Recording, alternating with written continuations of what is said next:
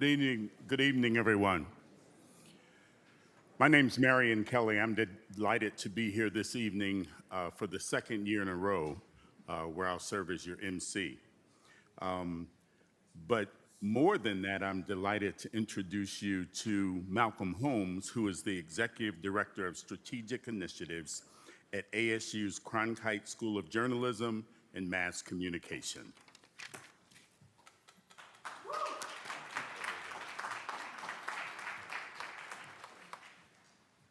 Good evening, everybody, and welcome to the Walter Cronkite School of Journalism and Mass Communications. I'm Malcolm Holmes, as Marion just indicated, and I'm Executive Director of Strategic Initiatives here at the Cronkite School.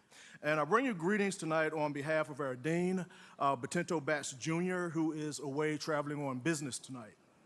The Cronkite School is widely recognized as one of the nation's premier journalism and mass communication programs.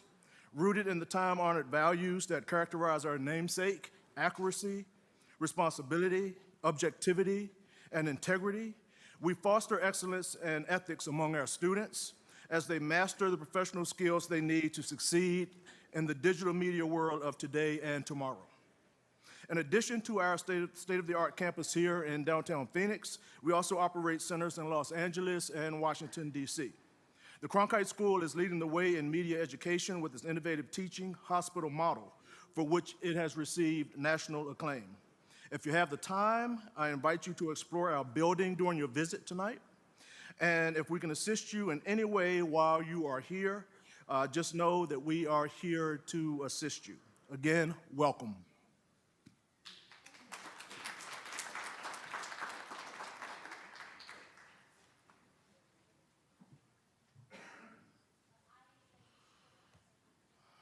Good evening. It is a joy to see you all. And I am Dr. Olga Davis, Associate Dean of Barrett the Honors College and full professor at the Hugh Downs School of Human Communication at Arizona State University on the Tempe campus.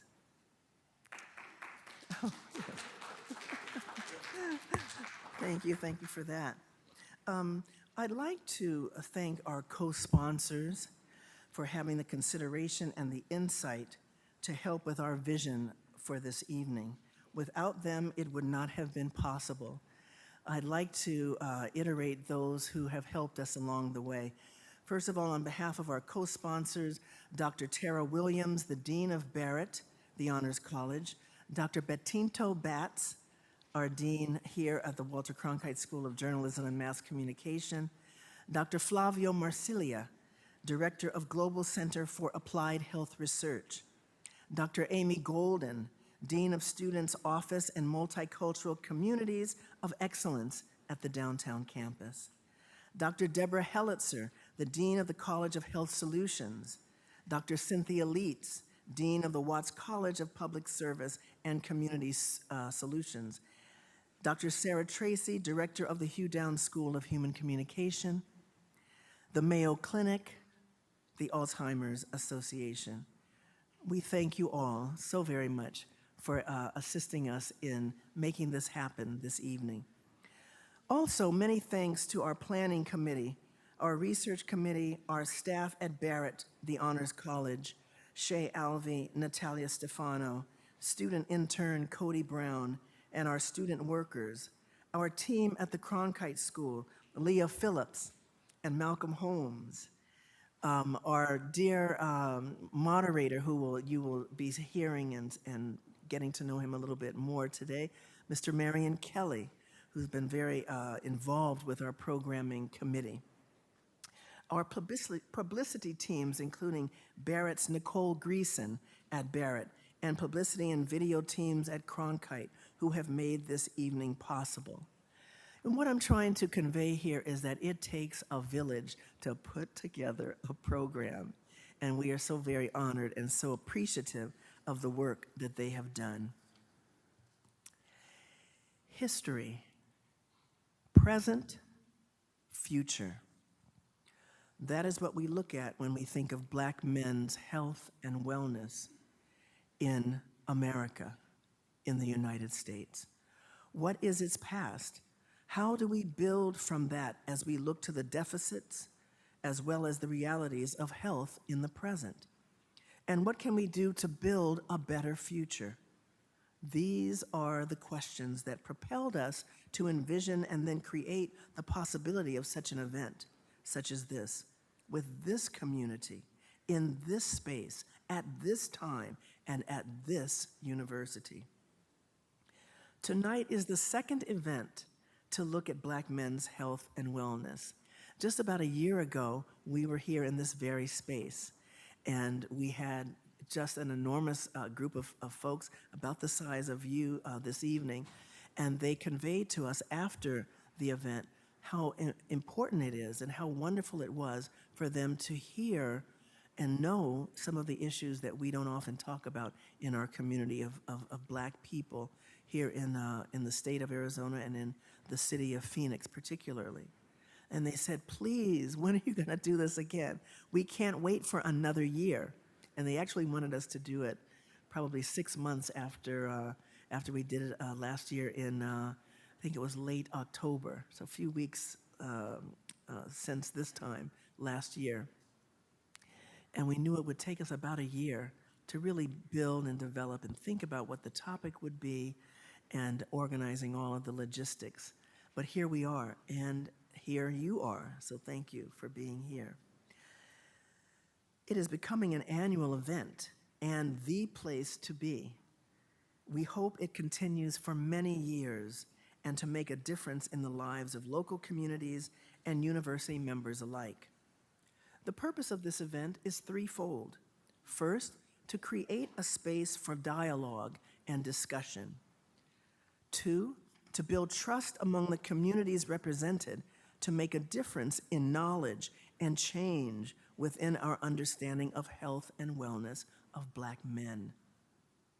And three, to develop a model for future conversations through a town hall approach. Some of you might be saying, because I can read minds, some of you might be saying, well, this is great that we're talking about Black men, but where are the sisters? Where are the babies? And Olga Davis is up there talking about Black men. What about our girls? Our women. We have not forgotten our Black women and our Black girls. As you know, there are so many myriad of issues. And I work with Black women in breast cancer survivorship and try to do a little bit with Black Girls Flying, meaning an organization out of California that helps young women to think about flying, literally flying, like flying planes, but also how do you fly to your dreams. So I haven't forgotten my sisters and my mothers and my aunties, but there is something to be said about our Black men and how we have to address the issues of Black men in our community. And so this is why we decided to focus particularly on Black men. As a town hall approach, the purpose of this event is to celebrate dialogue and discussion concerning the health and wellness of Black men and subsequently Black communities in general. A town hall approach is about engagement, about community, about coming together to examine problems, but also to create together potential solutions. Several years ago, my research in the area of health disparities took me to Black barbershops for the purpose of partnering and raising awareness of cardiovascular health and health literacy among Black men. You might ask, well, why did I do research in that area? It's because cardiovascular disease within the Black male community is at its all-time high in the state of Arizona. And so I thought, what can we, my research team and I, do to raise awareness, to bring about education, if you will, or literacy around the issue of cardiovascular health, which can also, if you don't have that health, it can lead to comorbidities such as hypertension, diabetes, and so forth. And so we try to mitigate, if not eliminate, the issues around cardiovascular disease. Mr. Anthony Gathers, and I believe he's in the back. Anthony, if you could just stand and raise your hand so people can see you. Mr. Anthony Gathers is a Black businessman and barbershop owner in Phoenix, and I would discuss the importance, oftentimes, of having a town hall meeting to bring Black men together. Anthony and I have been talking probably for the last 5 or 10 years. He was one of the Black barbers who really agreed the importance of having these discussions and of having a cardiovascular awareness, blood pressure screenings in the Black barbershops very early on, like maybe 2008, 2009. And so now it's really taken off. People around the country are doing lots of things around Black men's health in Black barbershops. But we started it here. We started our footprint here in Phoenix, Arizona, and Mr. Gathers was very foundational to that work. I would discuss the importance of having a town hall meeting to bring Black men together with Anthony, and a sort of safe space, much like the Black barbershop is, to engage one another in building trust and raising awareness of the importance of maintaining a healthy living.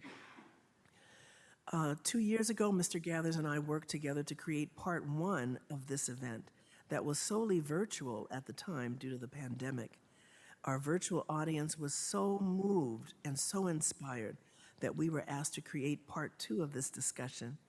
And here we are 2 years later and in person with a great potential for continued discussions in the future. This year, our theme is mental health in the Black male community. Health statistics in the state of Arizona identify Black men experiencing mental health challenges as a major crisis of outstanding proportion. We hope this meeting will provide a beginning conversation that develops new opportunities for collaboration, knowledge, and assistance in Black communities and other communities of color most devastated by mental health. Lastly, take a moment to think about the importance of life, not just your own, but of the importance of life. Please engage with our panelists, our breakout sessions, and each other. Reflect, respond, renew, reunite, and reimagine what we can do to make a difference in the lives of Black men's health and wellness and of their communities. Thank you very much. Thank you.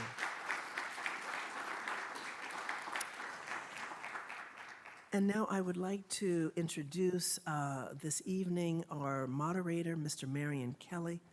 I'm delighted to introduce this man who needs really no introduction because he is so well known throughout the Valley and beyond. Mr. Marion Kelly serves as Director of Community Engagement at Mayo Clinic, Arizona, but wears so many different hats and has so many illuminating creative qualities that he was our natural choice for our moderator for this evening's event. I have known Mr. Kelly for over a decade and am amazed by the efforts he demonstrates to make the world a better place through health insights and determination to create opportunities for communities less fortunate in the knowledge and the way in which they engage one another in moving forward to see what we can do to mitigate and hopefully eliminate health disparities. I am very happy to know this man. I'm very happy to be a part of some of his organizations like the Community Coalition of Black the Coalition of Blacks Against Cancer, the Coalition of Blacks Against Breast Cancer, and a variety of different other organizations. Without further ado, I'd like to welcome Mr. Marion Kelly to the stage. Mr. Kelly.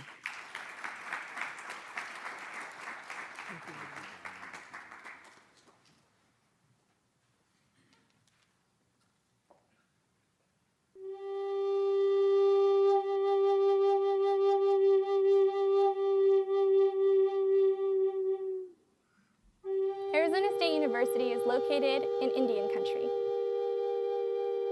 There are 22 tribal nations in Arizona.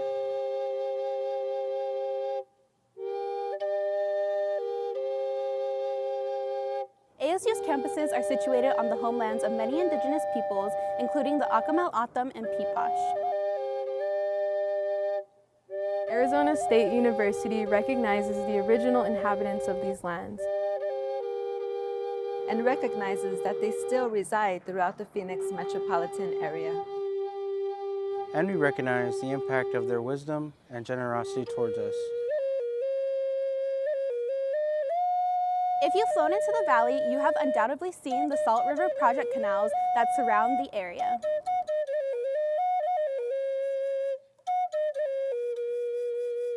Those modern-day canals follow the framework of the canals originally constructed by ancestral Sonoran Desert people, Huhulcum, to make this area both livable and a place where peoples could thrive.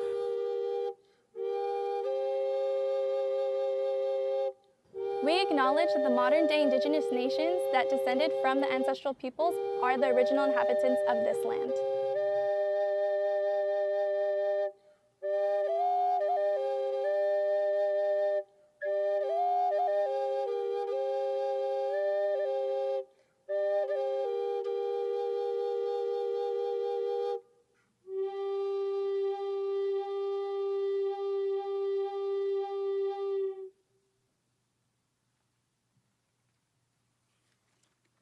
The importance of acknowledgement is greater now than it's ever been.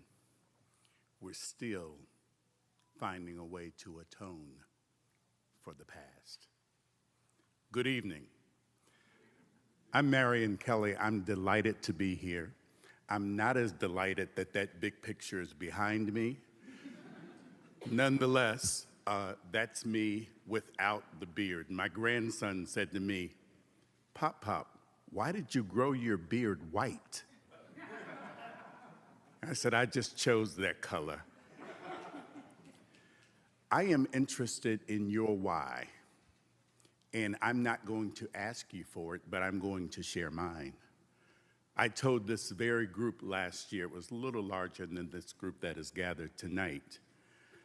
I have 6 brothers. We have 7 sons. They have 7 sons. Those sons to date have 2.5 sons because there's one on the way. This is real for me. Black men's health is something that I live with every day. I am the second youngest of my brothers and sisters. My sisters are twins, they're only girls, and if there was a problem, it was around them.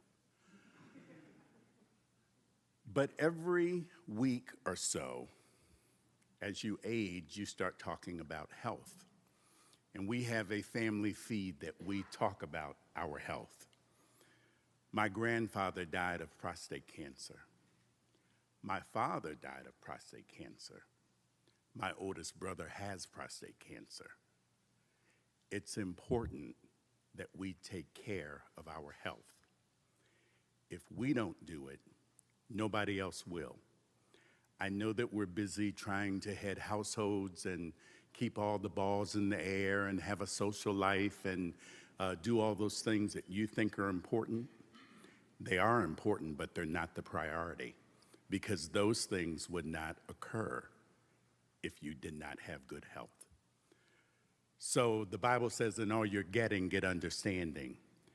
We brought some phenomenal people together this evening to bring you some education that I think will change the trajectory of your health if you are willing to listen and partake in the information that you gather this evening.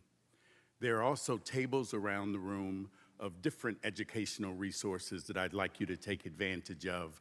They are here to help you from blood pressure tests to information from the college. Edison College of Nursing and Health Innovation is here.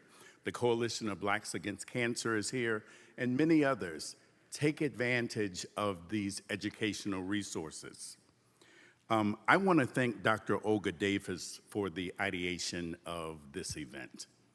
I've known Dr. Davis at least 20 years. I've been in Arizona 25, and it wasn't long after I got here that Dr. Davis and I had a gathering of the minds.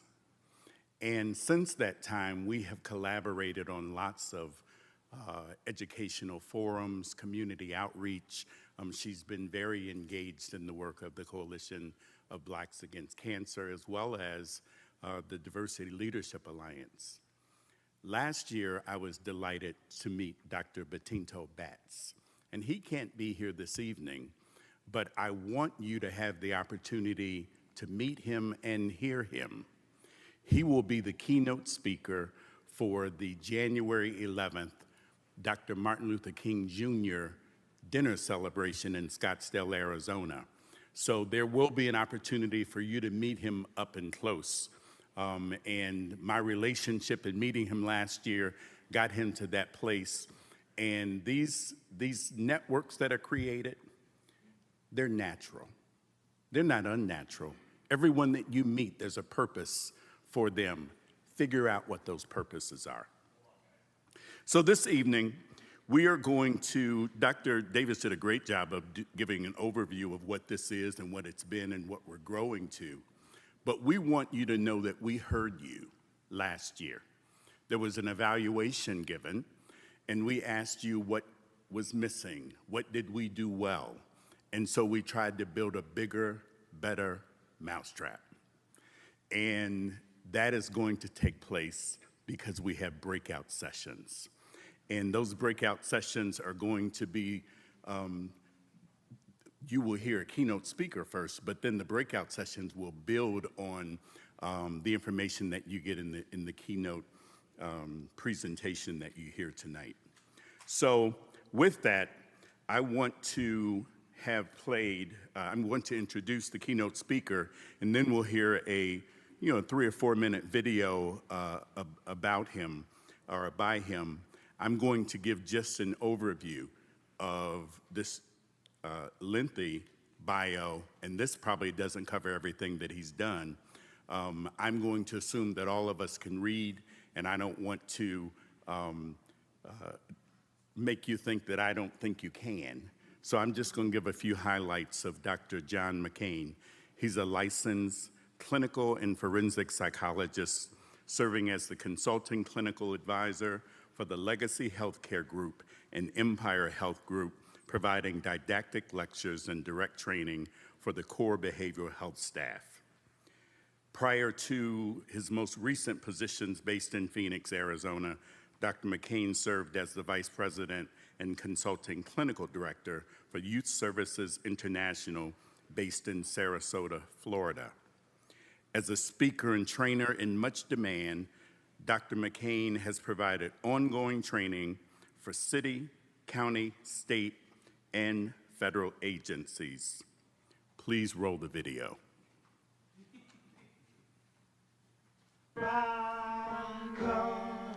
Country, tis of thee,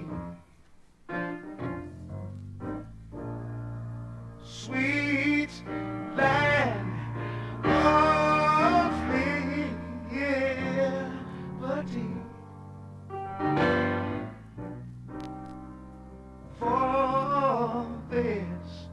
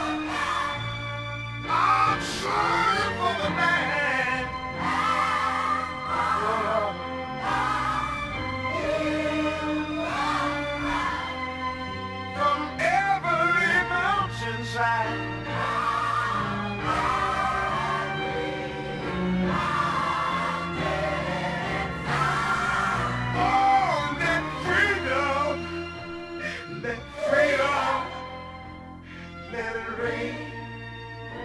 Oh, Lord, today, please, Lord,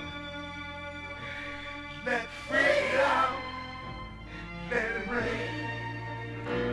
In America, Lord, please, let freedom, let it rain.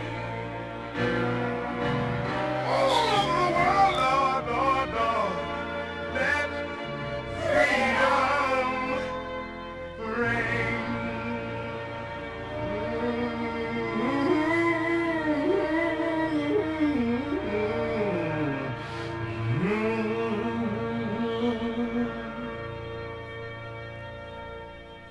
And the church said, please help me welcome Dr. John McCain.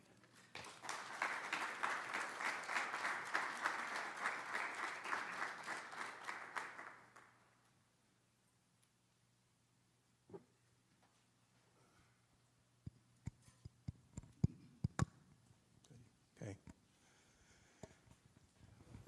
I have been accused of being unrealistically optimistic. And some have even labeled me as being naive. Because in spite of the circumstances that exist in this world today, I do remain optimistic. And sometimes I feel absolutely inspired. For some, the notion of Black wellness may seem like an oxymoron, a contradiction in terms. But Dr. W.E.B. Du Bois said, to be Black in America, you have to be aware and tolerant of double standards and the emotions that go along with those double standards in order to maintain your sense of who you are and integrity. People understand my optimism comes from the very definition of Black health and wellness itself. Black health and wellness means having a unified community that listens to, cares for, advocates for, and helps the least resource among us get the necessary care to live the best holistic and fulfilling life possible while we share time in this world.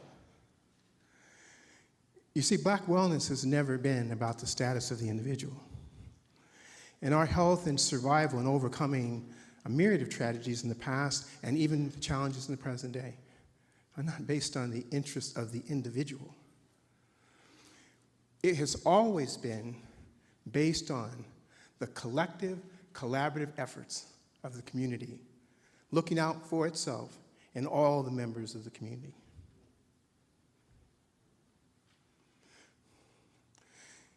Whether it's understanding and appreciating the status of your health, whether it's understanding and appreciating the status of your mental health, psychological health, or whether it's understanding the status of the health of our society today, we have to have a perspective that encompasses the entire truth. And there are three dimensions we have to consider, whether it's medical, emotional, or societal health. One, the truth about the past and the conditions that existed, what those conditions mean, and what the implications for those past conditions were.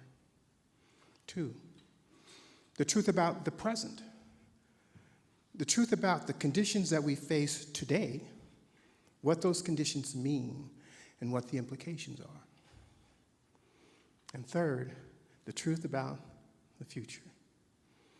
And that is anticipating the conditions yet to come, the challenges and the opportunities, so that we're prepared and look ahead and able to cope and deal with them with some honesty and integrity. So it's important that we understand that all these conditions affect the general health and well-being of Black men today. Let's talk about social conditions. We are told and aspire to the belief that there are three unalienable rights: life, liberty, and the pursuit of happiness. Life. It means we have the right to be able to walk in our communities, in our streets, without fear of becoming harmed by other people around us. It's our right to feel safe. Liberty. We have the right to exercise choice and free will, unrestricted by unwarranted restrictions and by discriminatory practices. And we have the right, and we forget this one sometimes, the pursuit of happiness. To chase our aspirations, our joy, without feeling worthless, without feeling unwanted, and without feeling like we do not belong wherever it is our feet are standing in that moment.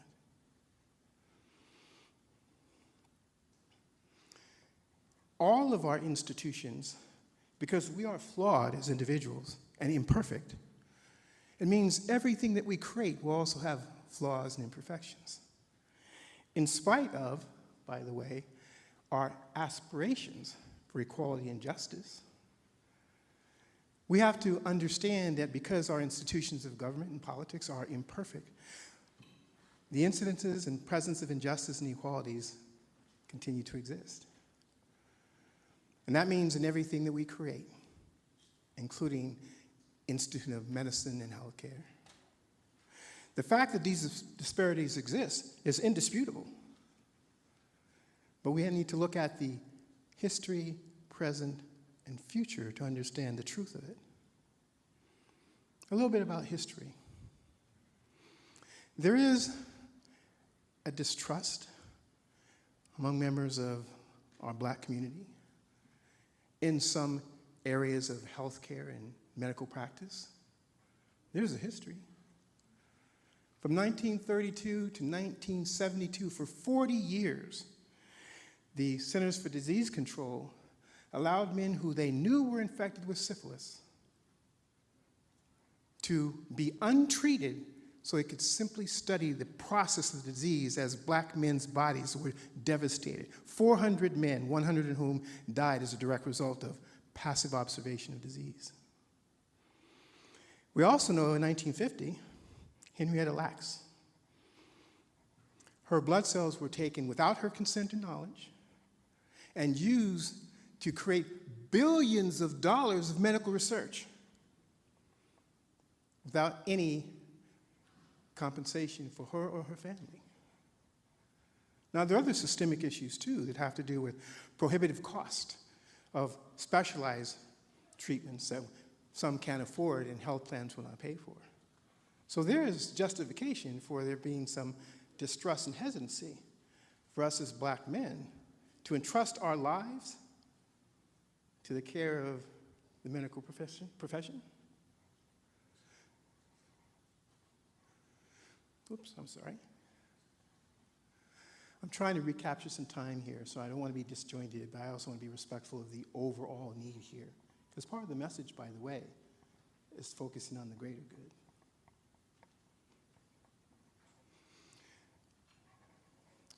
We also have to look at our own insecurities and doubts and fears that keep us on acting on our own behalf because we're frightened of what might happen. And ignorance is not bliss, it's dangerous when it comes to the status of your mental health. We have to have the courage to look at our personal histories, medical histories, our family histories, to identify areas of risk by genetics that can be either eliminated or at least mitigated if we take action by looking at the past of our medical health and care. If we look at the present and go to and talk to medical practitioners about our symptoms, then it's more likely that we will catch them early when they are treatable as opposed to when they advance to the point where it takes more invasive and drastic and less probability of successful measures. If we look at the present and get past our fears of our medical health and wellness. If we engage in preventative medicine, maybe we'll see the early signs of peripheral circulatory problems that tend to lead up to diabetes. Maybe we'll see the early signs of heart disease and hypertension that lead up to heart attacks, strokes, and cardiovascular diseases. Particularly when, as you said, in the Black community, it's 70% higher than the general population. And our fear of looking at that creates dangerous circumstances where, rather than treating preemptively, we end up facing the amputation of toes and feet with advanced diabetes, stroke and death by not looking at hypertension, heart attacks. And by not doing cancer screenings, we don't catch them when it's still encapsulated, but after it has metastasized. In which case, the only option with the diabetes too is the removal of organs or death itself.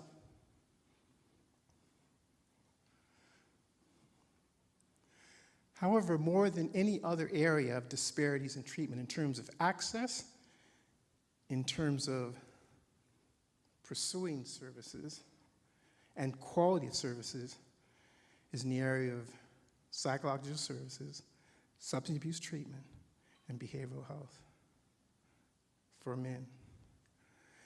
Because to do so, we have to do something we are almost trained not to do. Reveal our inner uncertainties, conflicts, fears, and anxieties. To reveal our worries about whether or not we have the confidence to be successful in whatever area of life. And probably the biggest one, to reveal our pain. Because to do so, we expose ourselves to vulnerabilities. And as Black men, that's not something that we're inclined to do.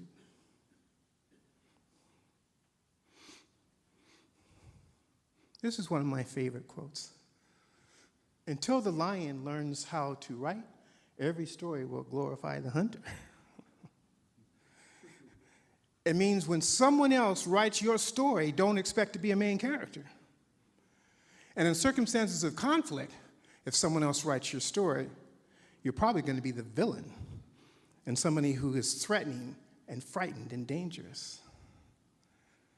There are stories about Black men today. I'm sure you've heard them. Black on Black crime. 89% of Black people are killed by Black people. So we are dangerous, especially to our own people. We are thugs and criminals, drug dealers and gangbangers. And we also are uninvolved fathers with our kids and unwilling to commit to families. That's the story. I've heard it, I'm sure you have too. What Dr. Du Bois says, unless you write your own story, your very soul is at risk.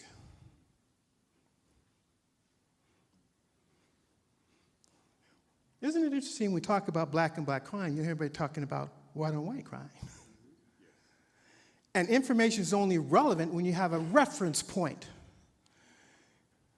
Newsflash, white on white crime is 82 to 85%, which means white folks are killing each other more than anybody else. So it's not a matter of Black folks being dangerous, it's sociology.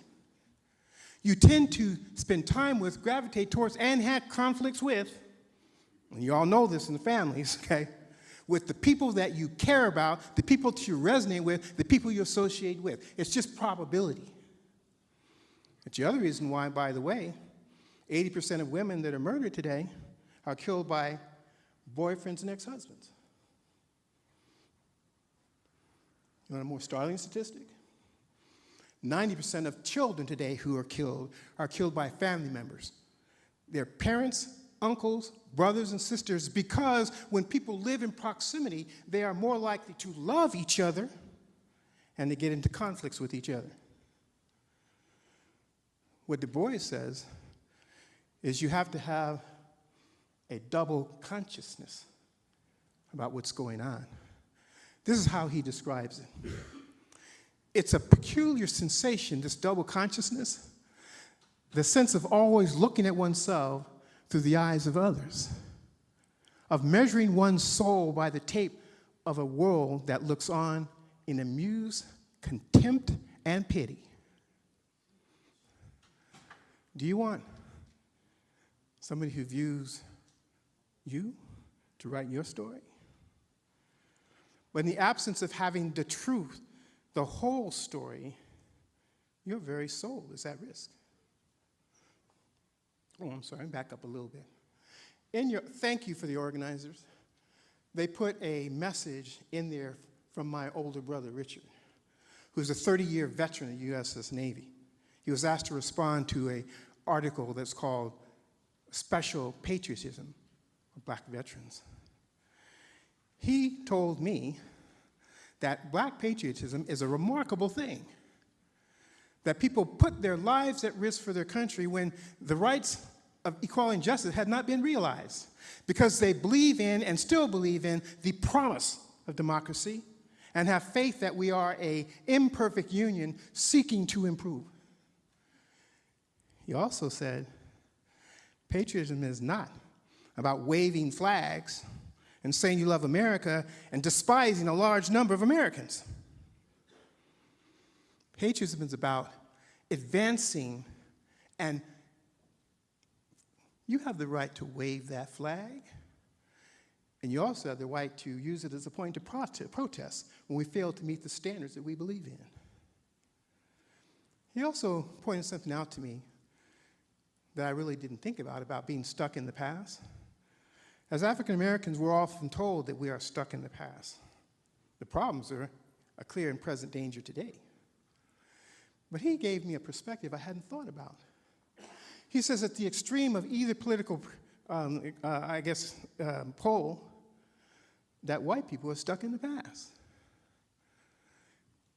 On the left side, far left side, let me say, there are people who are liberals, who, because of the awareness of the mistreatment of Africans and later African Americans, feel some personal, unwarranted sense of guilt and act as if they're seeking forgiveness and redemption.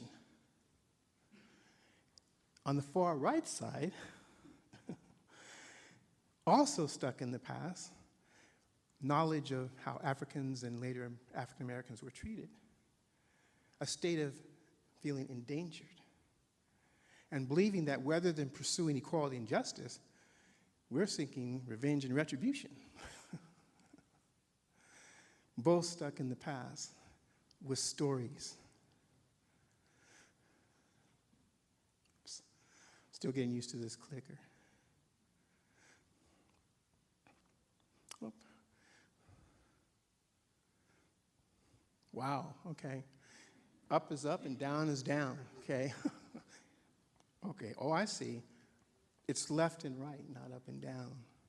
See, it's easy to get disoriented, right? Okay? So, here we go. You see, those who are ashamed of the past run into the future and want to leave it behind.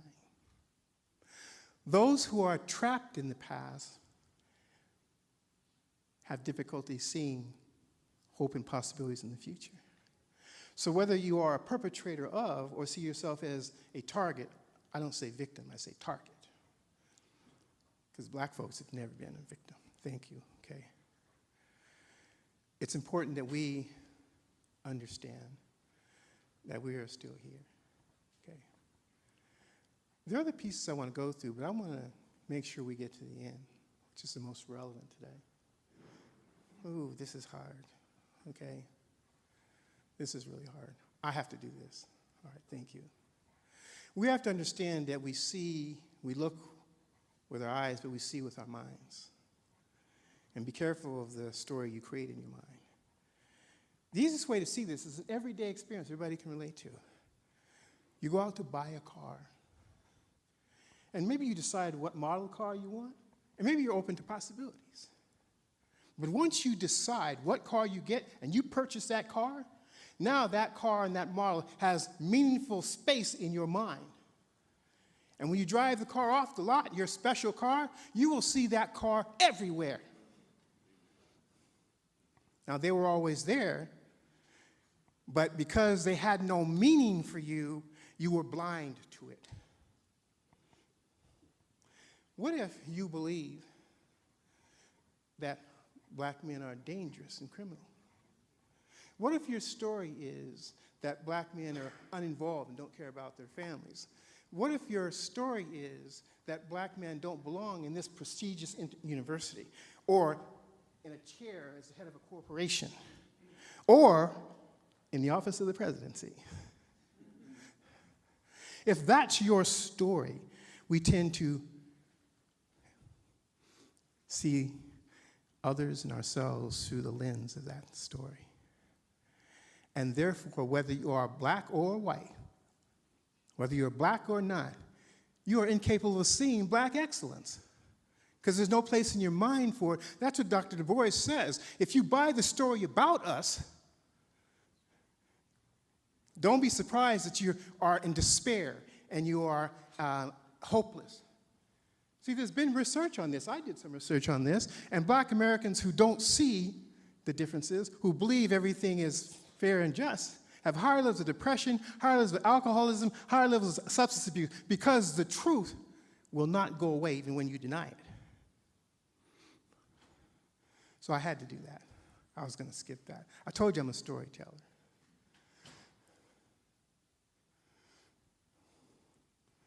Let's go to the heart of the matter here. Black men and emotionality. Now, we're not going to tell you this, and I'm sorry, folks, but I'm going to put our truth on blast here. As black men in America, we live someplace between the feelings of powerlessness and the feelings of pain. Powerlessness because of not being believed about our capabilities, not being believed that we can and do attain excellence, not believing that we belong at the table and have something to contribute. And we at risk of losing our confidence in ourselves. On the other side, there's pain of things lost, taken away, whether it's a relationship, a job, or your future. As a black man, we can't expose our vulnerabilities and weaknesses, because to do that, we have to admit something that no black man in America is going to admit. That is that we're weak. That's what we think. So what we do, as opposed to showing our uncertainties and doubts, we're imperfect. What we do, rather than exposing our pain, is we get angry, we get upset, we get hostile, okay? And you're watching this so much that you don't see this. And our tears are unknown, unseen, and unacknowledged. I got a flash for you. Those of you that know me in mental health circles, when I've done training, you know what I'm going to say next. You know. Anger is not an emotion. It is a strategic option to feeling helpless, to feeling in pain. It's functional. It serves the purpose of protecting us from having our vulnerabilities exposed when it is not safe to do so. Black men who are emotional are invariably seen as being angry. Now, we're complicit because of how we show our pain or don't show it, how we show our insecurities or don't show it. But while we don't show our pain and vulnerabilities, we inadvertently reinforce the stories of being angry, dangerous, and lacking compassion. So, no, anger is not a problem. It's a strategic option. 2, feeling threatened because we feel powerless, uncertain, insecure, anxious, embarrassed. We're faced with things we're not sure we can do, and we do a masterful, magical act. When you tell me to do something, I just say, you can't make me, and you can't stop me. And I get my power back from refusing to do things I'm afraid I might be able to do, like the teenage boy who can't read and cusses out the teacher and walks out because he's embarrassed to read out loud. Or the black man who's struggling with substance abuse and says, you can't make me stop, and the truth is, I'm not sure I can overcome the power of addiction. So how about you and me fight instead? As the saying goes, it's easier for a general to capture and conquer many cities than it is for a person to conquer themselves. Rather than show you my pain of you leaving me as a partner, of the country leaving me behind, and me not belonging, I have a strategic option for that. I get hostile and apathetic. I don't care. I don't care about you. I don't care about this. I don't care about my future. But the reality is I do care, but it hurts too much to care. So I try not to care so I can get past the pain. This is this young man's answer to understanding this. I met this young man, 70 years old, in a lockup in Dallas, Texas. He figured this out. But when other people didn't realize he figured it out, there was a problem. I was visiting the facility, and he was locked up because they said he was dangerous and violent. I asked to see them. They couldn't say no. I was a visiting dignitary. So I opened the cell, and he told me that, no, they took my words. What do you mean, son? I have a journal, my words. This is DeMario's fire. Why do I write? To save your life and mine. This here paper can handle me every time. This here paper can handle my guilt, my shame. This here paper can handle all of my games. I can posture pimp and intimidate. But this here paper's not impressed my pretense to hate. I can rant, rave, scream, and cry, but this here paper is looking me dead in the eye. I can write fast and I can write slow. This here paper is all the paper wants to know. I can lie, deceive, falsify my scene, but it's just me and this here paper. You know what I mean? There's a fire inside of me that's always attacking me. This here paper's never turned its back on me. So it's you, me, or this here paper. And what I've learned, I can put myself on this here paper and let the paper burn.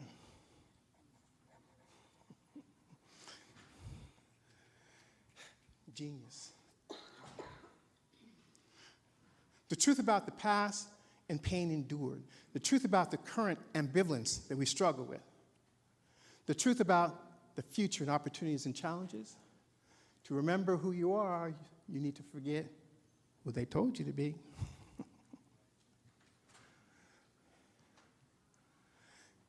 I want you to look at this real careful. The rate of men committing suicide is 4 times the rate of women.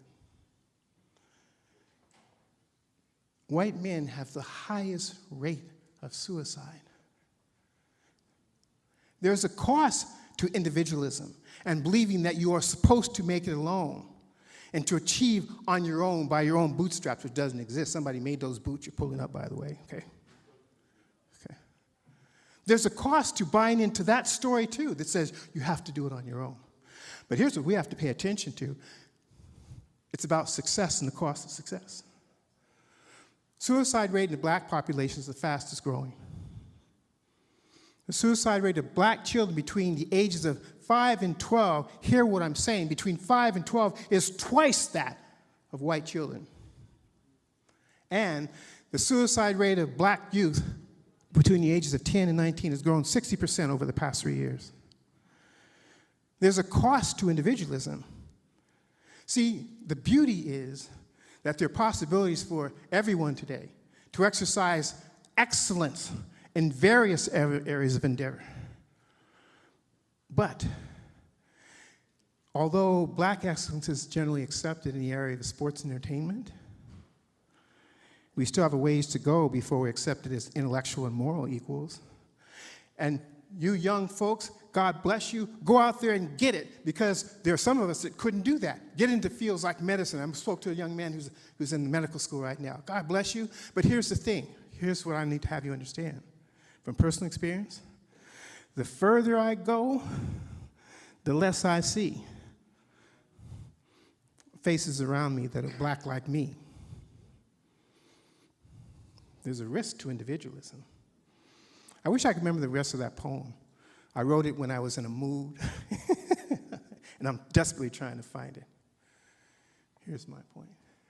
I mentioned to you that I've been accused of being unrealistically optimistic. But here's why I don't think that's true. I still believe in the community that raised me, the community that I grew up in, the community that inspired me, the community that lifted me up when I got knocked down before I had all these degrees and all this status, and even then were able to bring me back to earth, my roots and where I am. I believe in the community that rose up and protected me when I was endangered, physically, emotionally, and spiritually. We have to make sure as we encourage our young men and women to go out there and achieve, and we have to understand as mentors and protectors, they are still in need of the arms of protection from this community. It's dangerous when you go it alone. See, if you want to go fast, go alone. You want to go far, what? Go together. Okay. We have a ways to go. Now, we have to look at the present and see there's progress being made as a reference point, but we can't look at the present as a resting point for satisfaction because there is a ways to go. The reason why I'm inspired is because I know I'm not on this journey alone. I can look out and see you. I can stand here and feel you. My question is, are you looking at me or are you seeing me? Are you feeling me? Here's what I'd like you to do. I want you to turn to somebody and look in the eye and say, I see you. Okay? Okay? Right? I see you. And here's the last thing. I would like you to look around at the faces here. And I would like to hear you say this loud so I'm convinced, because I need it and you need it too. I want to hear you declare loudly, we will watch out for each other. Let's try that again. We will watch out for each other. You feel that? Tell me my optimism is unjustified. I don't think so. Thank you for your time, attention, and I hope you enjoy the rest of the time and conversations together.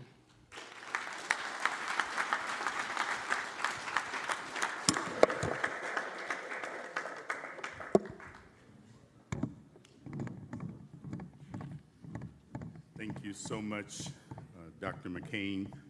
I took some notes that I have to talk to my therapist about. There was a lot there, and sometimes we need to dig just a little deeper to make sure we have full grasp and understanding of ourselves so that we can be well to others. This has been a great presentation to build on. And as we build on these in the breakout sessions, this is really what all of that stands on, is this background and understanding of who we are as a people, how we are viewed in the media, the storyline that's been told about us, and the heaviness that it puts on us. And we have to be clear about who we are and our why. I want to give the opportunity to introduce some folks that are going to be your faculty this evening. We're going to have breakout sessions, and their full bios are in the program that you have tonight. I'm going to bring them to the stage because I want you to see them, feel them, and get encouraged to go to their various breakout sessions. So I would like Dr. Buffy Wooten to come to the stage and take a seat here. I would like my dear friend and Archon, Dr. Will Counts, to come to the stage.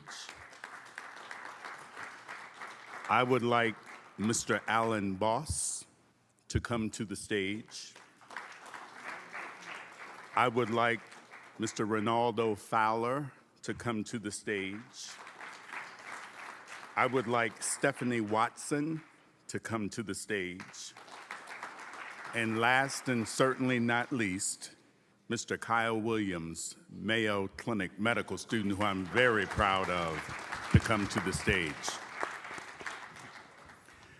I am going to ask you each to introduce yourselves. And we don't need the full bio, it's here. But I'd like you to introduce yourself and the breakout session that you are going to be leading this evening. And I'm gonna start with, I met Dr. Wooten in church. She probably doesn't remember this. It was probably 23 years ago in North Scottsdale off of Hayden. You don't remember, but I've admired her. I've actually sent her patients. She probably doesn't even know it, but I've admired her from afar. Dr. Wooten, tell us what it is that you're going to do this evening. I hate that I'm first, but that's all right. Wow, the title of my session is Reconnecting Despite the Traumas that exist within and between us. And my aim is to first make sure that you know, like John said, the truth doesn't go away because you deny it. That we're all exposed to traumas, we're all carrying various kinds of traumas, not only in our minds, but also in our bodies. And that there are specific things that we can do, especially Black men together, to recover, to mend, and to move forward. So that's my aim. Thank you, Dr. Wooten. She just set the example for time. So my dear friend, Dr. Counts, follow Dr. Wooten's example. Thanks so much. Can you hear me? Okay. So I'm going to talk about how the biological or the physical and psychological aspects, as well as social, our family, goes together to determine health outcomes among Black men. Wow. Good job. Thank you. I'm blown away. I've known him a long time. And that's the shortest synopsis I've ever heard you give for anything. Mr. Boss. What you think? Mr. Boss, thank you. Good evening. I called my wife and I said, well, I'm going to ruin a bunch of doctors. I need to go back to school.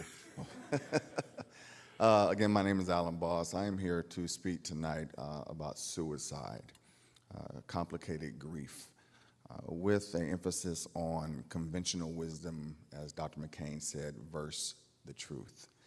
I am a protege of Dr. McCain. So I am so grateful to be here. And Mr. Kelly, you asked earlier, what is your why? My why is because December 2022, my nephew, Stephen Laurel Boss, you probably know him as Stephen Twitch Boss, DJ Velen is my nephew.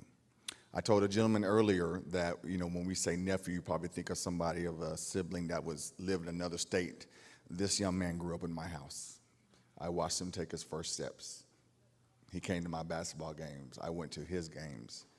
That was my little brother. That is my why, because I want to see Black men live the lives they're supposed to, regardless of the trauma that you may have been through.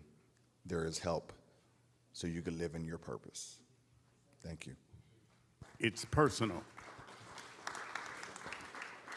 Mr. Fowler. All right. Hi, my name is Ronaldo Fowler. I work for the Arizona Center for Disability Law. So I've been there for 4 decades, and my main job is advocating for persons with disabilities in a variety of aspects of special education and mental health, assistive technology. There's a lot of things that go on around disabilities that Black folks really don't understand. What are the advocacy that's needed to protect your rights, your family member rights, and your children's rights? So during my presentation, I'm going to talk about that, some of the strategies and some of the challenges in terms of African Americans that we face that we don't talk about disabilities, and that can have a detriment on you and your families if you don't understand what advocacy skills you need to know to address these issues. So that's what I'm going to talk about in my presentation. Thank you. Ms. Watson. Hi, my name is Stephanie Watson, and I work for Teros Health. And my session is on stress versus burnout. And it's about getting to the heart of understanding those stressors, of which there are many in our lives these days, and how to not become so overwhelmed by them that you reach that level of burnout. What can happen when you reach that level of burnout, and how it becomes okay to control it and ask for help and not feel like you are weak and not feel like there's something wrong, but really understand how to calm yourself, how to make the best for yourself and your family, and to be able to come out on the other side of it. My why is the fact that I have 2 adult boys, and this is very important to them, and it's important to me. Thank you. Mr. Williams. Good evening. My name is Kyle Williams. I'm a third-year medical student at Mayo Clinic, interested in surgery.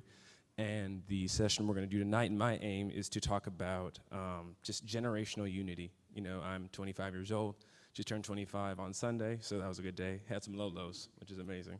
And the title is Only Better Together, Why Survival Depends on Generational Unity. And my aim is twofold. The first is just being able to parse through dense medical information, like health literacy. So you get this whole paragraph, how do I identify my risk factors? Like, what does that mean? Like, what is hypercholesteremia? Like, come on, you know, like, speak to me in my terms, on my level.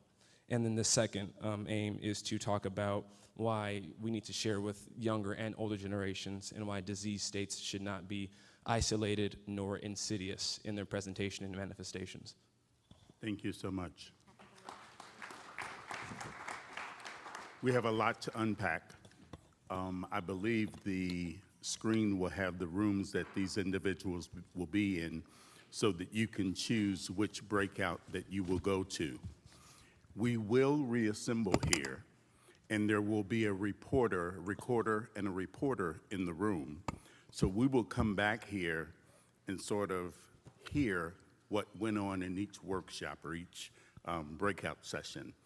So because you can't go to more than one, it doesn't mean, or you can't go with more than 2, it doesn't mean that you won't get all the information. There will be a synopsis at the end, and we will move forward from here. I'm reminded, because Mr. Williams spoke last, when he came last year and he was on the panel, he said, he looked around the audience, he said, I must be the youngest person here, Mr. Kelly.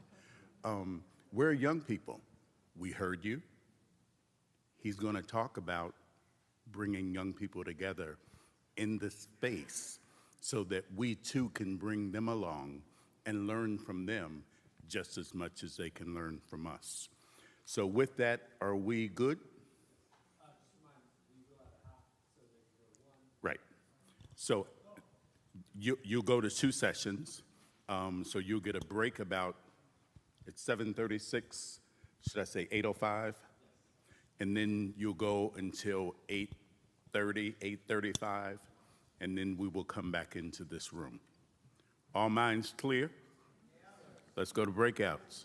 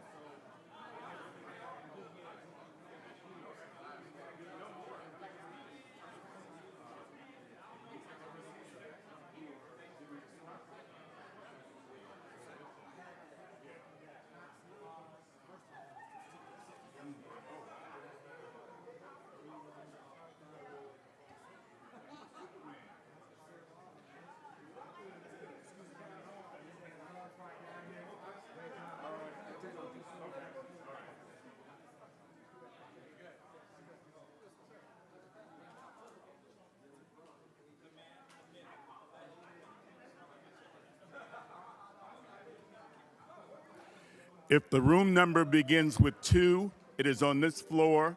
If it begins with 3, it is upstairs.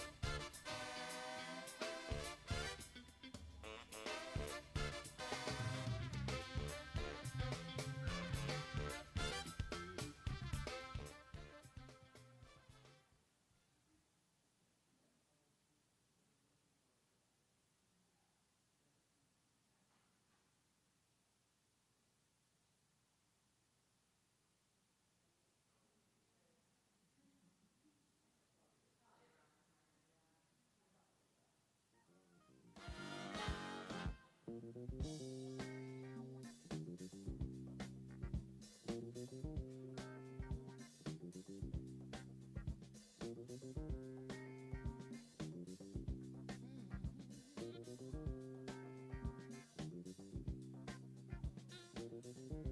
on, come over as fast as you can.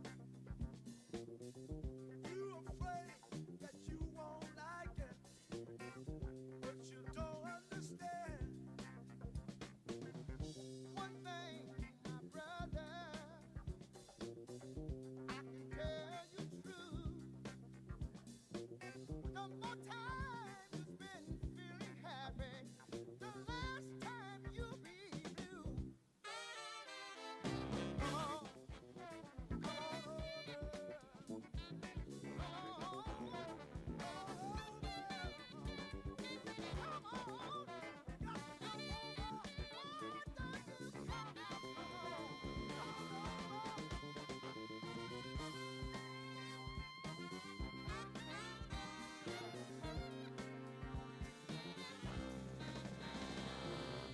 Come on, come over. Everyone's waiting on you. We're wondering when you get tired of wondering what to do. There is something here that cannot be denied. Get on the phone and get on down. Don't knock until you try. Come on, come on over. Come on, why don't you come on?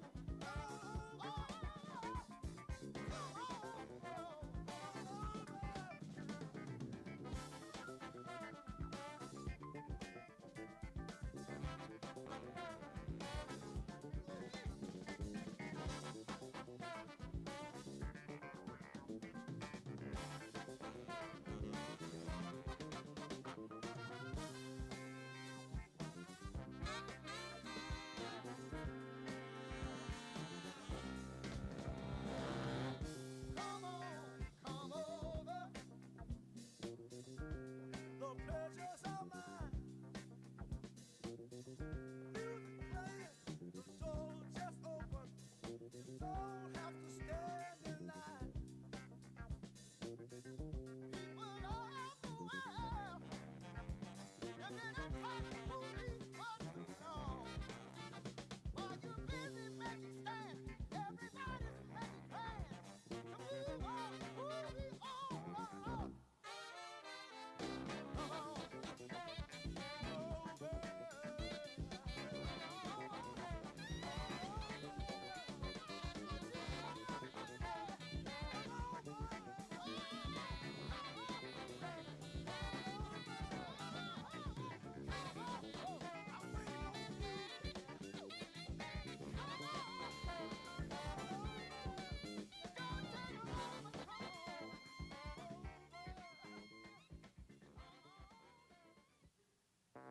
Looking all around at the people I see, everybody's living the dream. Starring in the show that we film on our phones, taking photos for pretend magazines. I don't want silver, don't want the bronze. I won't play party, I play the fines. Every time I see a shiny thing on a screen, I think, hey, maybe that could be me. Everybody's running, running after something golden, golden. We won't stop the running till we get that something golden, golden.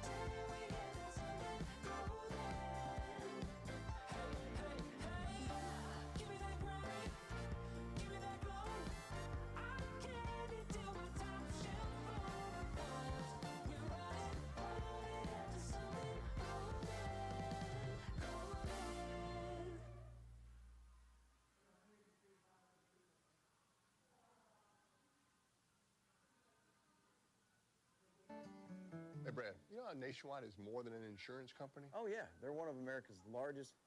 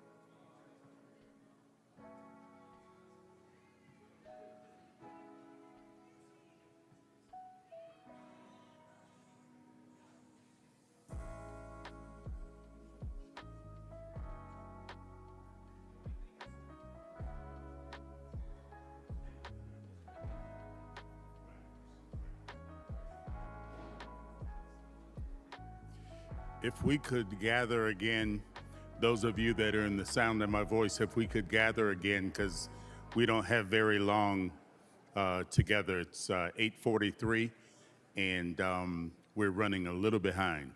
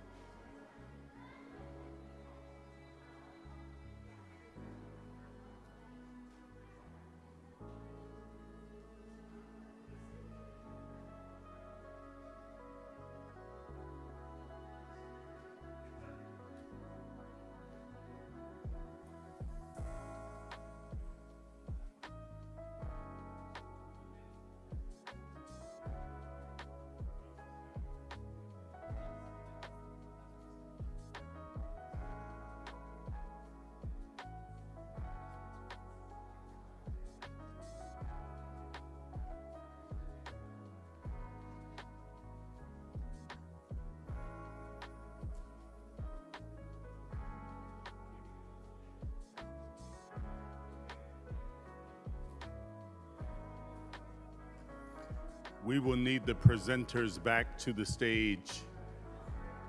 We will need all breakout presenters back to the stage.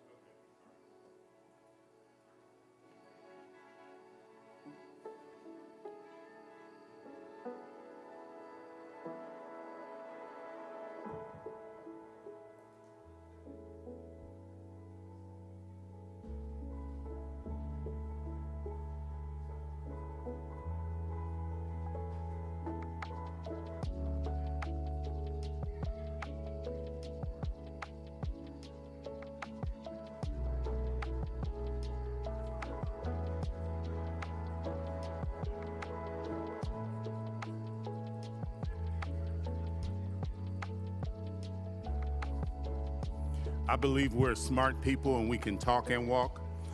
So if you would gather back in the space, and presenters, please take a seat up front, because our closing Q&A is sort of the synopsis, if you will, of what took place in the workshops and questions that people had as they attended the workshops. I'll let you all choose your seat. And I won't call on you first, Dr. Wu. For parking validations, they have a few left, first come, first served basis that are downstairs. That will validate for the whole time. Okay. But again, I believe you. Okay. So just for housekeeping, those of you that parked downstairs in need of validation, there are a few validations left. So when you go downstairs, before you leave, get your parking validated for the entire period. I'm not promising that there are enough for everybody, but I think there may be. So validation will take place downstairs at the desk. If you parked and got one of those little tickets out of the booth, you will have to pay before you leave, because they will keep your car.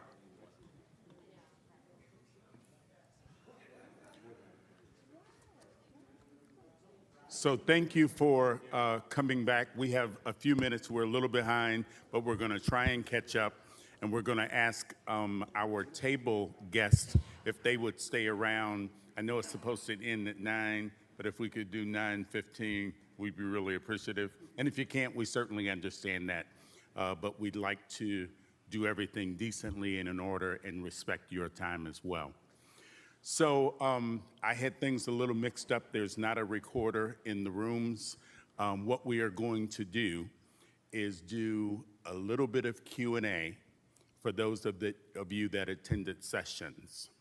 And maybe you didn't get to ask a question that you wanted to ask of the presenter in your room, but this is the time.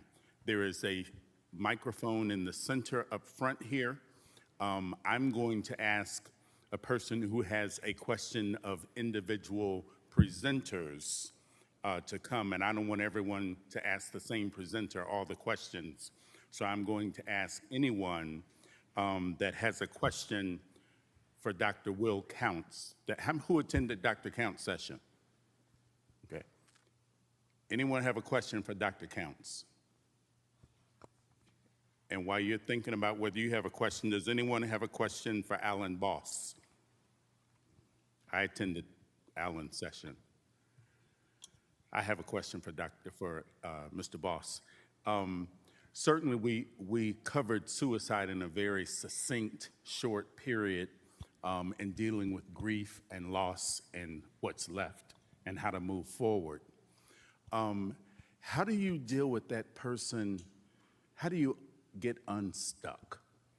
Because I meet people who are stuck in a place and don't know how to get unstuck. How do you get unstuck? You don't. You live in it. We talked about acceptance and awareness. You accept it. You become aware of it, and you live through it. But to say we become unstuck, it's a process, but acceptance of the choice and the awareness of it helps you to move on with life. So when we talked about conventional wisdom and truth, that's one of those things that we hear become unstuck. And in therapy, it's not more so become unstuck, but being able to accept the choice of the individual, aware of the choice, and then you living your life through their choice and understanding that you still have life to live. Thank you. Are there any questions for Dr. Wooten? Or any questions for anyone else that I've called up on? Will you come to the microphone, please?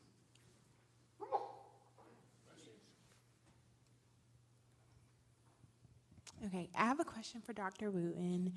You shared a bit of trauma that you might have went through, like with your dad dying. And you married a black man, I believe. That's your husband, right? Just want to make sure. Wait, say again? Yes, I said you married a black man, right? That was your husband? Okay. Yeah. How were you able to move past your trauma of like your dad dying and being able to trust a black man again?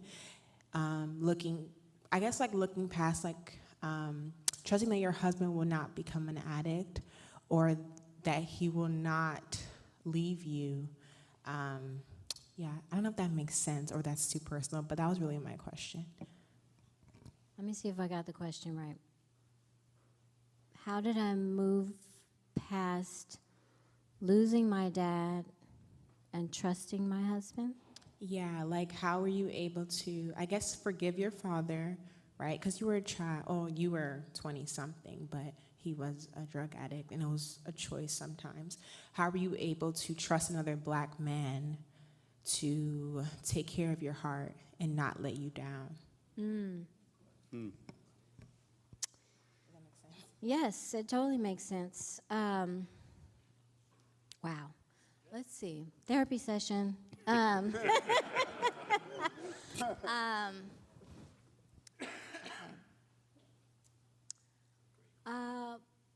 had a special situation with my dad because even though he betrayed my trust by being an addict and dying early, there was no question about his love for me. And I think that was something that was really a gift that enabled me to have room for somebody else who would love me and maybe be not completely trustworthy. When I met my husband, I definitely told him explicitly, men are not trustworthy, period. And he didn't shrink back. He committed himself to being trustworthy. And over time, trust developed. So I do say to my clients, trust is not absolute. I can trust you with my keys, but I'm not going to trust you to cut my hair. So trust is something that you gain over time. He didn't get the trust in the beginning, he got it over time. Thank you. And I attended Mr. Fowler's presentation. He's with the Arizona Center for Disability Law. And he made some very valid points about the Black community not understanding services, resources that are available to them. And his law firm is a firm that he puts on an annual conference, and this last one had 450 people in it, but he didn't see many Black people present. But what he shared with us were all the many resources that we know nothing about because we don't look for resources. We don't know how to go about looking for resources when it comes to disabilities. Is there a question from anyone else before I ask my question to Mr. Fowler? So, Mr. Fowler. Yes. Are there themes that you see? Excuse me. You mentioned that resources are out there, but nobody in the Black community knows about all the resources. That's what the conversation was? Okay. With the technology out and the social media, why not tap into that to put it out? Why not? That's my question. Why not? So I'm going to ask Mr. Fowler, I'm going to twist your question if you don't mind, that there are resources that general populations and perhaps affluent populations are aware of, but there are populations that don't know how to navigate those spaces to get the services and resources. So the themes that you're seeing in Black communities of people not knowing how to access services and resources, how do we get them to? So to answer your part of your question, a lot of the marketing is not towards our community, right? Right. So a lot of the information that goes out there, you talk about social media. Not everybody uses social media. Okay, and that's one of the things we have to understand. When you talk about social media, you're talking a generational divide, right? So there's a lot of factors out there. They're not catering to our community. The design of the services are not designed for our community. They're designed for the privileged community, right? The tone that they set when you reach out to those services sometimes are not the appropriate tone. So, and also we as a community, we talked about it earlier, is due to historical factors, we are cautious to reach out to those communities. There's a couple of things that I want to say. This is a lot of our young moms are having children with autism, and as we have doctors in the room know, early intervention is important for those children.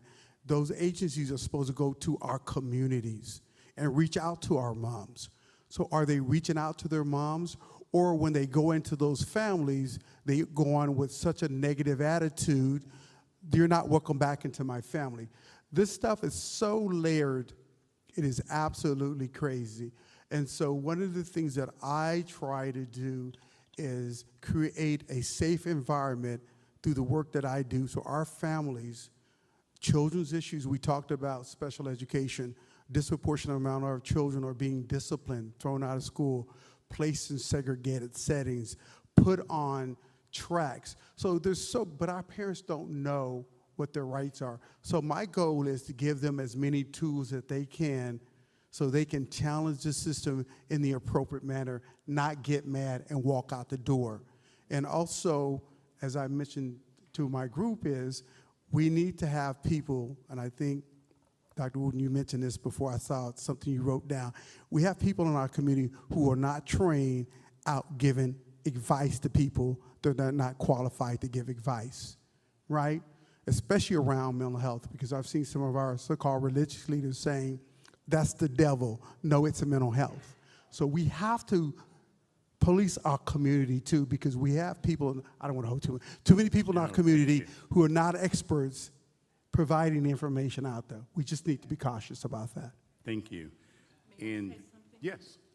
I want to say, as a mother of a child that has a disability, that is autistic, you have to be, I know what you're saying, that they're not giving the information or dissecting it for the communities of color.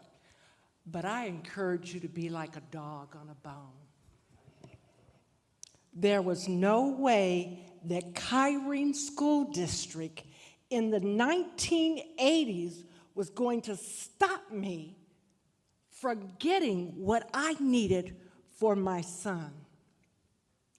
And I had to learn the law, and I had to threaten them with, since you're not willing to do X, Y, Z for my son, the law says that every child has the right to have a free and appropriate education. I would encourage you to, it's your child. Don't stop because somebody says no. Don't stop because you're not hearing, because somebody had the answer for me. And I understand what you're saying, but I don't have to accept because somebody, and I'm sorry, sir, somebody does not want to help me to stop at not pursuing to get the help. Thank you. I hope these lights going out mean they're not putting us out. Okay. So Kyle Williams did a workshop on health literacy and helping young people understand health literacy. I want to twist this a bit, Kyle, if you don't mind, because that's one side of the equation is helping our community with health literacy. How do we help our clinicians with health literacy to populations that don't have it? Okay. I know there's a more sage physician in the crowd who maybe, but you correct me. So your question is, how can we train the clinicians to speak at a level of literacy that their patients understand? Yeah. I think when patients come to see physicians or just health professionals in general, there's this assumed superiority complex that the person that you're going to see is superior, and that cannot be further from the truth. They have just chosen a path that has imputed to them a set of knowledge and skills that makes them appropriate to treat your condition, but that in no way, shape, or form makes them better than you. And as soon as you kind of obliterate that dynamic, you'll be able to level with the physician on the same level as you would as a peer or as a family member. They're no different, they're human. And even further, as a future physician, as a junior physician myself, I have stake in the patient outcome. You know, like it's almost like the Fortune 500 companies, like, I mean, you can have your gripes with capitalism, but at the executive level, like 90% of the compensation is equity, which is literally driven by the success of the company. And until physicians see their practice as such, was that my compensation and just community value is driven in the value that I bring to the patient, it will never change. So I think that we communicate to physicians that the outcomes of the populace at large, that is your success. It's not, you know, a level of degrees or number of plaques. It is the health of the community that you are in. It is your environment, your milieu, you know. So that's how I'd answer that. Thank you. Dr. Wooten. I'm going to gonna try to keep this as short. Kyle, that was great. We're going to keep it short, Dr. Wooten. That was great. Do it. The bottom line is, it's about trust. If you trust your physician, you will get a positive outcome most of the time. We know this. In America, if you're taken care of by infant mortality, child mortality is my big thing. We rank 34th in the world in infant and child mortality in the United States of America. So we can never say that we're the best country in the world as far as I'm concerned. There's 33 other industrialized countries better than us. If you're an African American and you're a country, you would rank 64th. That means there'd be 63 other countries better than you regarding infant and child mortality. But if you're an African American taken care of by an African American physician, you're number 14. What does that say? That says that you find your doctor that you fully trust. Yeah, you'll battle with him, he or she, if you're an African American. We're used to that. But you find somebody you trust who you know really is invested in you as you go into that practice, that's what's going to make you success. And that's what has great outcomes for African Americans. 14th in the world, African Americans who are taken care of by African American physicians. That's why we need to train more of these. That's right. Thank you. And Stephanie, I'm going to ask you the last question because there's a lot to unpack here. I see the word stress and burnout, and I've been in both places. But I also am realistic enough to know that sometimes it's just time to move on and do something different. So can you differentiate for us stress, burnout, and time to move on? Yes. So in our session, we talked about the fact that stress is really identified by over-engagement and hyperactivity. So when you're feeling a lot of stress, you think about that day that you stress. You have this going on, you got to do that, and you're doing it, and you're taking the call, you're responding to the email, you're going where you need to go, you're handling what you need to handle. When you're stressed, you are really into it. Now, it doesn't mean it feels good, especially once you stop and then you realize I'm exhausted. But you're able to sit there and stress is normally going to be something that really will be driving you. If it's overdone, it can lead to all kinds of both mental health and physical health issues. Burnout is when you start to see disengagement. So where you have overengagement and stress, burnout is where I'm not so quick to take that phone call. I'm not looking at those emails. I'm not hurrying to that next meeting. It's not a I'm going. It's a I'm going and I'm avoiding, and I'm going and I'm avoiding. It is also the differentiation of that hyperactivity versus a complete exhausted feeling. So not just you suddenly stop and realize that you're both mentally and physically exhausted. It's just like a bone, soul exhaustion from getting up in the morning to what you're doing throughout your day to how you're ending your day. And so recognizing when those things are impacting you and when you're starting to get to that point before you reach complete exhaustion and burnout is really the biggest key, is recognizing what are those factors, what are those things that I start to do that indicate there may be something wrong and I need to take a step back, I need to own my circumstance, and then once you can start owning your circumstance, then you can take power of it again. But it really comes down to being able to recognize that you're there and recognizing you've gone too far. Thank you. I'm going to ask that you forgive me for not allowing everyone to answer a question, but I know that Dr. Counts is a good friend of mine, and he'll forgive me. So, Dr. Counts, I'm sorry we didn't get to you. I am going to ask for a next step, since I'm on the planning committee, that when we get back together, we talk about another session between now and next year, and more time for breakouts than anything, because these were relative breakout sessions that we all need to be aware of, and we'll get an evaluation to you so that we hear how you prioritize them. And perhaps we can have a session where we have a couple hours to delve more deeply into some of this subject matter. We'll figure out where the dollars come from, Dr. Davis. I know that grants are finite, but I think there are enough people in this room that work for enough organizations that we can find the money to do so. So thank you. Please help me thank the breakout leaders. And at this time, I'm going to ask Dr. Davis to come to the podium to give some final remarks and close this out. And then I want you all to meet the people that are over at the tables so that we utilize their time and the time that they've spent down here to answer questions about whether it's Alzheimer's or getting a screening or prostate or breast cancer, whatever it is. Thank you so much for being here. Dr. Davis, you all can go back to your seats. Or you can stay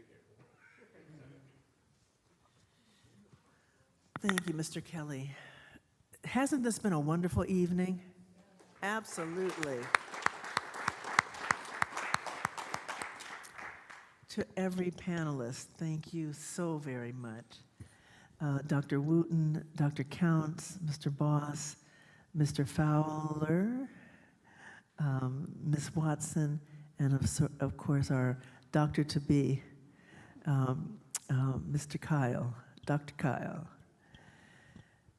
This is just the beginning, and certainly, as Mr. Kelly has said, we do need to come back together. We're hoping that we'll be able to do this during this academic year. We will see how that might crystallize into the possibility. But between now and the next time we meet, please think about, please reflect on what you've heard tonight. Please think about the ways in which we oftentimes don't talk about what's behind the veil, if we will, or behind the barrier that we put up in front of other people. The kinds of things that we've heard, and also the traumas that we as African American people experience on a variety of ways. But I'm asking that you think about these concepts, these ideas, the opportunities that you had tonight in sharing with each other, and our panelists that gave us such wonderful thoughts and gems for tonight. I'd also like to ask that you, as Mr. Kelly said, please don't forget the blood pressure screenings by our wonderful students at the Essen College of Nursing and Health Innovation. As you may know, blood pressure is the gateway to good health. The blood pressure can tell us a lot about our health, and so we oftentimes start with the systolic and diastolic measures, making sure that we know where we are with that blood pressure can tell us so much. So please take a moment to stop by and get your blood pressure taken. And please be safe as you leave from here. Once again, we thank you so much for being here. Please give us a survey afterwards so that we know what we can do to prepare for next steps. Our next meeting will be next steps. And we so appreciate that you are a part of our community and you stay within our community with each other, caring for each other. Thank you so very much. Good night.